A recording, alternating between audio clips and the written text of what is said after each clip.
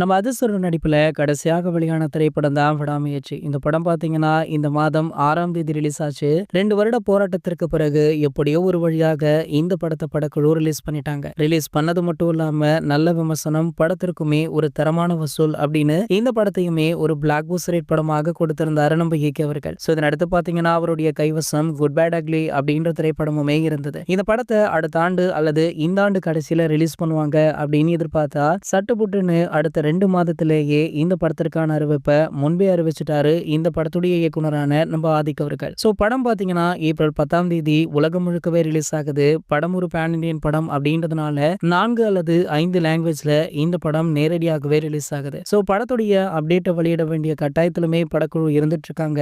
காரணம் என்ன அப்படின்னு பாத்தீங்கன்னா, படத்துடைய ரிலீஸிற்கு இன்னும் 1 மாதம் தான் இருக்கு. அதன்படி பாத்தீங்கன்னா படத்துடைய மிக முக்கிய அப்டேட்டாக பார்க்கப்படுவது இந்த படத்துடைய ட்ரீசர் தான். ட்ரீசருக்கான அறிவிப்பை 2 நாளைக்கு முன்னாடியே படக்குழு அதிகாரப்பூர்வமாக வெளியிட்டுட்டாங்க. அதன்படி பாத்தீங்கன்னா இன்று காலையில இருந்தே குட் பேட் அக்லி ட்ரீசர் அப்படின்ற ஒரு பேச்சு தான் சமூக வலைதளங்கள்ல அதிகமாகவே இருந்துட்டு இருக்கு. அதனால இந்த ஹேஷ்டாக் பாத்தீங்கன்னா இந்திய அளவுல பல சாதனைகளுமே புரிஞ்சது.